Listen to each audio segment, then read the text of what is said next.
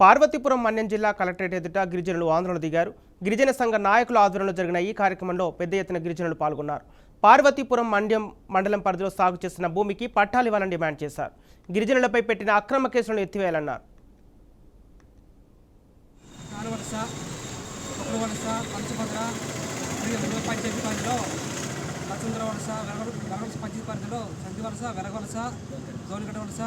ఈ గ్రామాలకు ఇప్పటికే కొండపూడి పట్టాలు ఈ పట్టాలు ఇవ్వాలని చెప్పేసి వాళ్ళు కలెక్టర్ ఆఫీసులో వినియోగించడం జరిగింది. ఈ రోజుకి సమస్య పరిష్కారం కాలేదు.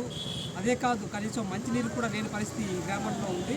కాబట్టి వెంటనే ప్రభుత్వ అధికారులు స్పందించి సమస్య పరిష్కారం చేయాలి.